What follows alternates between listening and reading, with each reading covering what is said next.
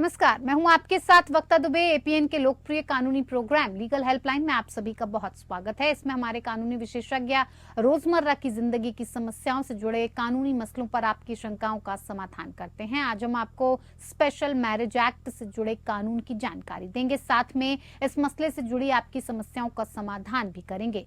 भारत में ज्यादातर शादियां अलग अलग धर्मों के कानून और पर्सनल लॉ के तहत होती हैं और इसके लिए मर्द और दोनों का उसी धर्म का होना जरूरी है। यानी अगर दो अलग अलग धर्म के लोगों को आपस में शादी करनी हो तो उसमें से एक को धर्म बदलना होगा, पर हर व्यक्ति मोहब्बत के लिए अपना धर्म बदलना चाहे ये जरूरी नहीं है। और इसी समस्या का हल ढूंढने के लिए संसद ने स्पेशल मैरिज एक्ट पारित किया था, जिसके तहत अलग अलग धर्म के मर्द और औरत बिना धर्म बदले कानूनन शादी कर सकते हैं। ये कानून हिंदू मैरिज एक्ट के तहत होने वाली कोर्ट मैरिज से अलग है। शादी को लेकर अलग अलग धर्मों के अपने अलग अलग एक्ट हैं जो सिर्फ उन धर्मों को मानने वालों पर लागू होते हैं। उन्हें उस एक्ट के हिसाब से शादी रजिस्टर करानी होती है, लेकिन स्पेशल मैरिज एक्ट के तहत किसी को अपना धर्म बदलने की जरूरत नहीं होती। ये एक्ट भारत के सभी नागरिकों पर लागू होता है। तो ये तो थी कुछ स्पेशल मैरिज एक्ट के बारे में बुनियादी जानकारी। इस कानून की ज्यादा जानकारी देंगे हमारे आज के कानूनी विशेषज्ञ अधिवक्ता गुरुदत्त अंकोलेकर जी। गुरुदत्त जी, आपका बहुत बहुत स्वागत है कार्यक्रम में। अगर गुरुदत्त जी से आपका कोई भी स्पेशल मैरिज एक्ट को लेकर कानूनी पहलुओं पर आप कुछ जानकारी चाहते हैं तो आप प्राप्त कर सकते हैं। आपका स्पेशल मैरिज एक्ट से जुड़ा कोई सवाल है तो आप फोन करके राय भी ले सकते हैं। फोन लाइंस खुल चुकी हैं। एक बार आपको विषय की जानकारी फिर से दे देते हैं। स्पेशल मैरिज एक्ट से जुड़ा अगर आपका कोई भी सवाल है या आप इससे जुड़ी हुई कोई भी जानकारी लेना चाहते हैं तो आप कानूनी सहायता के लिए जो आपको नंबर्स दिए गए हैं टीवी स्क्रीन पर फ्लैश हो रहे हैं, इस पर आप कॉल करके कानूनी सहायता प्राप्त कर सकते हैं। हमारे साथ इस पूरे विषय पर जानकारी के लिए कानूनी विशेषज्ञ भी जुड़ चुके हैं। हमारे नंबर्स हैं 012061279370, 012061279338। इन नंबर्स पर आप कॉल कीजिए और हमारे कानूनी विशेषज्ञ से जुड़कर आप जानकारी ले सकते हैं।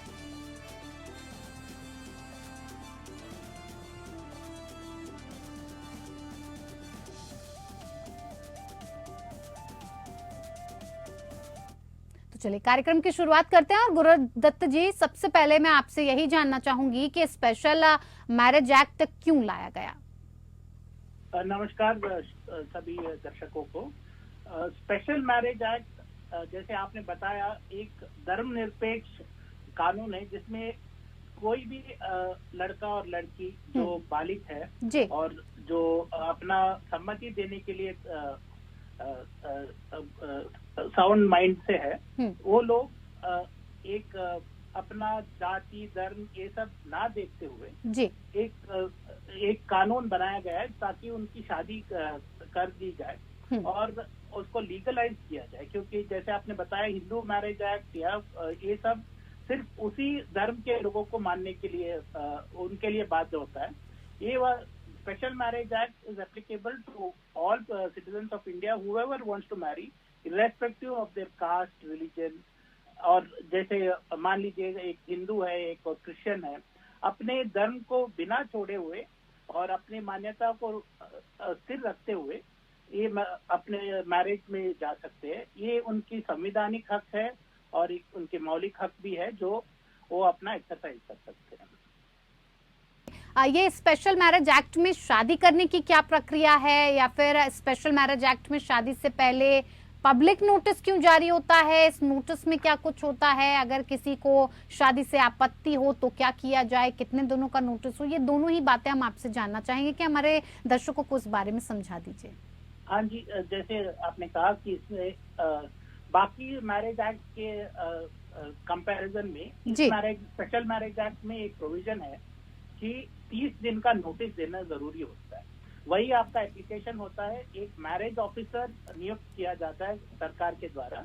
उस मैरिज ऑफिसर जो हर जिले में रहता है, उनके सामने आपको एक अर्जी देना पड़ता है कि दोनों में से एक, जैसे लड़का और लड़की में से दोनों एक उसी जिले के रहने वाले हैं और वो 18 और 21 साल, जैसे लड़की के लिए 18 साल और लड़के के लिए 21 साल से ऊपर है, और वो इस स्पेशल मैरिज एक्ट के तहत शादी करना चाहते हैं जी। ये नोटिस देना पड़ता है और 30 दिन ये नोटिस अपने नोटिस बोर्ड में लगाते हैं मैरिज ऑफिसर, ताकि कोई ऑब्जेक्शन हो इस मैरिज पे तो आके पब्लिक नोटिस होता है, ताकि कोई किसी को भी कोई आपत्ति हो तो आके बताए जी। इसका उद्देश्य यही है कि कोई गलत तरीके से इसका एक्ट का इस्तेमाल करके, मान लीजिए किसी ने पहले से ही शादी किया हुआ है और वो दूसरी शादी कर रहा है तो एक मौका मिल जाए ताकि दूसरे समाज में रहने वाले कि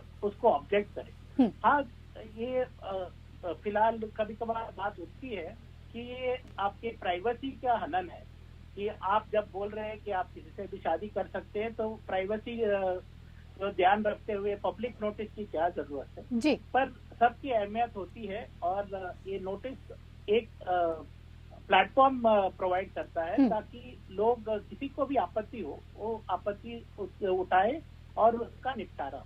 बिल्कुल, ये ना हो कि शादी हो जाए फिर बाद में पछतावा ना हो। बिल्कुल बिल्कुल। गुरुदत्त जी, अगर नोटिस के बाद किसी को शादी पर आपत्ति हो तब क्या करें?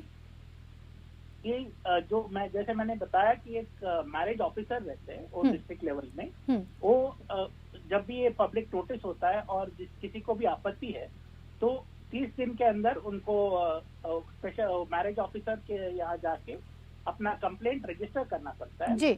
और मैरिज ऑफिसर को एक कोर्ट की हैसियत दिया गया हुआ है, ट्रैपिंग्स ऑफ द कोर्ट जैसे हम बोलते हैं, तो विटनेस को बुला सकते हैं और कानूनी प्रक्रिया होती है और वो जांच पड़ताल करते हैं, इंक्वायरी करते हैं कि ये जो भी ऑब्जेक्शन है वो सही है या ऐसे ही बेतुका ऑब्जेक्शन है जिसको रखना नहीं चाहिए। अगर ऑब्जेक्शन सही है तो स्पेशल मैरिज एक्ट के अंदर मैरिज का परमिशन नहीं देते जी। अगर ऑब्जेक्शन मान लीजिएगा कोई फ्रिवलेस है जो बनता नहीं है, ऐसे ही किसी ने डाल दिया है तो उनके ऊपर वो पेनल्टी भी डाल सकते हैं, कॉम्पेंसेशन भी मांग सकते हैं जी। ये करके 30 दिन के बाद जब पीरियड कंप्लीट हो जाता है तो मैरिज का प्रोविजन है जी। बिल्कुल। गुरुदत्त जी, अगर परिवार की सदस्यता पर शादी करने वाले व्यक्तियों का क्या प्रभाव पड़ता है? ये इसमें थोड़ा सा ये है कि एक्ट जो है सेक्शन 19 जो एक्ट का है वो बोलता है कि आपका परिवार से आपका नाता टूट जाता है। अब जब इतना संवैधानिक हक हो, ये सब हो और आपका परिवार से नाता टूट जाए तो इसका क्या प्रयोजन होगा। इसीलिए एक्चुअली 76 में एक अमेंडमेंट हुआ है कि अगर ये आपका परिवार से नाता मतलब आपका प्रॉपर्टी वगैरह से मतलब नहीं रहता है तो ये लिमिटेड स्कोप में आपका नाता टूटता है। इसका मतलब ये नहीं है कि पूरा आप जैसे हिंदू सक्सेशन एक्ट में ऐसा है कि अगर कोई कन्वर्ट कर जाता है तो उनको प्रॉपर्टी में हक नहीं मिलता है। ये ऐसा कोई इसमें कोई प्रॉब्लम नहीं है जी। बिल्कुल, हमारे साथ ज्यादा जानकारी के साथ इस विषय पर जुड़े हुए हैं गुरुदत्त अंकुलेकर जी, जो कि आपको स्पेशल मैरिज एक्ट के बारे में जानकारी दे रहे हैं, बता रहे हैं कि क्या कुछ इसमें प्रावधान किए गए हैं और इसको लेकर क्या कुछ नियम कायदे कानून है। अगर आपका भी इस विषय से जुड़ा हुआ कोई भी सवाल है या फिर आप इससे जुड़ा हुआ कोई भी समाधान चाहते हैं तो आप टीवी स्क्रीन पर दिए हुए नंबर्स पर कॉल करके हमारे कानूनी विशेषज्ञ के साथ जुड़कर अपनी समस्याओं का समाधान बेहतर तरीके से कर सकते हैं। हम आपकी समस्याओं का समाधान करने में आपकी मदद भी कर सकते हैं। गुरुदत्त जी, आपसे ये भी जानना चाहेंगे कि ग्राउंड्स फॉर जुडिशियल सेपरेशन यानी कि शादी में संबंध विच्छेद या तलाक पर क्या कुछ प्रावधान इस एक्ट के तहत है, किन हालातों में तलाक मिल सकता है, ये भी हमारे दर्शकों को बताइए। हाँ जी, जैसे ये एक्ट प्रोवाइड करता है मैरिज के लिए, वैसे मैरिज के साथ डाइवोर्स के लिए भी या जुडिशियल सेपरेशन के लिए भी प्रावधान देता है जी। और ग्राउंड्स जो है उसके लिए एक है तो सबसे पहला वाला कि अगर किसी और के साथ शारीरिक संबंध रखते हैं जी। तो वो एक ग्राउंड बन जाता है, या फिर 2 साल से ज्यादा सेपरेट रहते हैं मियां बीवी, मतलब कंटिन्यूस रहना चाहिए एप्लीकेशन देने के टाइम से 2 साल पहले तक, वो भी एक ग्राउंड बन सकता है। या फिर दोनों में से किसी एक को 7 साल की कोई कैद या सजा हुई हो तो वो भी एक ग्राउंड बन सकता है डिवोर्स के लिए। ऐसे शारीरिक कुछ शारीरिक और मानसिक बीमारी होने पे ग्राउंड बन सकता है जुडिशियल सेपरेशन के लिए। बिल्कुल गुरुदत्त जी, ये विशेष विवाह अधिनियम के लिए आवश्यक दस्तावेज क्या कुछ हो सकते हैं, ये भी हम जानना चाहेंगे। आवश्यक दस्तावेज जो है, जैसे हमने पहले बात किया कि 30 दिन का नोटिस देना पड़ता है जी। और ये स्पेशल एक मैरिज ऑफिसर रहते हैं, वो उनके सामने देना पड़ता है। जब आप जाते हैं तब आपको दिखाना है कि आप उसी जिले के रहने वाले हैं जी। और जो भी एड्रेस प्रूफ है और एक एफिडेविट भी मांगते हैं स्टैम्प पेपर पे, और बाकी जो भी एड्रेस प्रूफ है दोनों का, और ये सुनिश्चित डिक्लेरेशन देना पड़ता है कि वो दोनों अविवाहित है, या अगर पहले से शादी हुई हो तो उन्होंने डिवोर्स ले लिया है या पहले डिसोल्यूशन हो चुका है। ये सब चीजों को आपको देना पड़ता है एप्लीकेशन के फॉर्म में।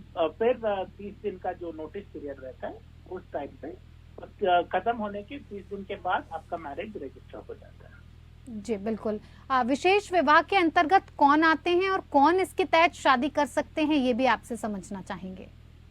जैसे हमने पहले बात किया, एक धर्मनिरपेक्ष कानून है जिसमें कोई भी जो शादी करने के लायक है, बिना अपना जात या अपने धर्म को छोड़े और उसको कंप्लीट फॉलो करते हुए एक दूसरे बंदे के साथ के साथ शादी करना चाहते हैं, तो ये स्पेशल मैरिज एक्ट उनके लिए है। बाकी जो हिंदू है उनके लिए हिंदू मैरिज एक्ट है, बाकी मैरिजेस एक्ट भी है। तो मान लीजिए दोनों अलग अलग धर्म के हैं पर कन्वर्ट नहीं होना चाहते, ये इस एक्ट का खासियत यही है कि कन्वर्शन की कोई जरूरत नहीं पड़ता है। तो मान लीजिए एक हिंदू है और एक दूसरे धर्म के है, अपने धर्म को जो भी प्रैक्टिसेस है उसको फॉलो करते हुए ये मैरिज में एंटर हो सकते हैं। ये एक बहुत अच्छी चीज है इस स्पेशल मैरिज एक्ट के। जी बिल्कुल। साथ ही साथ ये भी आपसे जानना चाहेंगे गुरुदत्त जी के विशेष विवाह अधिनियम के तहत विवाह कब अमान्य हो जाता है? अब अमान्य ऐसा है कि मान लीजिए कोई कंसेंट जो लिया गया था वो फोर्सफुल है, या वो एक पार्टी जो है अनसाउंड माइंड के है, मतलब उनके दिमाग सही नहीं है, और या फिर आप शारीरिक संबंध रखने के काबिल नहीं है, ये सब ग्राउंड्स होते हैं वॉइड मैरिजेस के। वॉइडेबल मैरिजेस के भी होते हैं। मान लीजिए वो पहले से प्रेग्नेंट थी और बताया नहीं था, तो ये वॉइडेबल हो जाता है, जिसमें अब पार्टी के ऊपर है कि वो रखना चाहते हैं या नहीं रखना चाहते हैं अपना जो शादी है। तो ये सब ग्राउंड्स हो जाते हैं वॉइड और वॉइडेबल मैरिजेस। जी बिल्कुल। साथ ही साथ गुरुदत्त जी ये भी आपसे जानना चाहेंगे कि इस एक्ट में शादी के बाद क्या पत्नी बिना तलाक के भरण पोषण की मांग कर सकती है? हाँ जी, ये जो मेंटेनेंस जिसको हम बोलते हैं जी, वो इसमें प्रावधान है सेक्शन 24 के अंदर। वो आप जो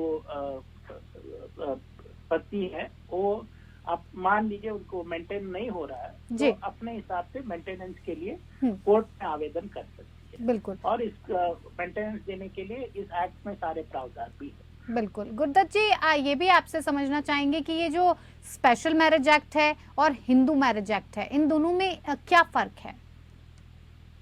जैसे नाम ही बताता है कि हिंदू मैरिज एक्ट सिर्फ हिंदुओं के लिए है। जी। हिंदू इसमें डेफिनेशन में आते हैं, बौद्ध, जैन, सिख वगैरह सब हिंदू के डेफिनेशन में ही आते हैं, तो ये हिंदू मैरिज एक्ट उन्हीं के लिए है। और ये स्पेशल मैरिज एक्ट जो है, जो अन्य धर्म के हैं और अलग अलग धर्म के हैं, अलग अलग जाति के हैं, वो इसमें जा सकते हैं। और ये जो हिंदू मैरिज एक्ट है एक सैक्रामेंट, मतलब जो भी ये होता है वैवाहिक कार्यक्रम करना पड़ता है। मान लीजिए उसमें लिखा गया कि सप्तपदी होना जरूरी है। और स्पेशल मैरिज एक्ट में ये सिविल मैरिज है जो ऑफिस में हो जाता है, तो ये सब फंक्शन करने की कोई जरूरत नहीं पड़ता है। और तीसरी बात ये है कि ये जो 30 दिन का नोटिस पीरियड है वो हिंदू मैरिज एक्ट में नहीं है, ये सिर्फ स्पेशल मैरिज एक्ट में ये 30 दिन का नोटिस पीरियड है। तो जो भी स्पेशल मैरिज एक्ट में आते हैं उनको ये 30 दिन वाला पीरियड कंप्लीट करना जरूरी होता है। वैसे हिंदू मैरिज एक्ट में वो 30 दिन का कोई पीरियड नहीं है। और एक और चीज अलग अलग नहीं है, common he. Prohibited degree of relationship हम बोलते हैं कि कुछ पारिवारिक रिश्तों में शादी नहीं होना चाहिए, वो दोनों एक्ट में है। जी बिल्कुल। गुरुदत्त जी, आपने जिस तरह से स्पेशल मैरिज एक्ट को समझाया, इससे जुड़े हुए जो कानूनी प्रावधान है, किस तरह से शादी की जा सकती है, क्या कुछ मान्य रहता है, क्या क्या कानून है, क्या नियम कायदे कानून है, ये सब जिस तरह से आपने हमारे दर्शकों को समझाया और इस कार्यक्रम के साथ आप जुड़े, उसके लिए आपका बहुत बहुत धन्यवाद। लीगल हेल्पलाइन में मेरे साथ इतना ही। नमस्कार।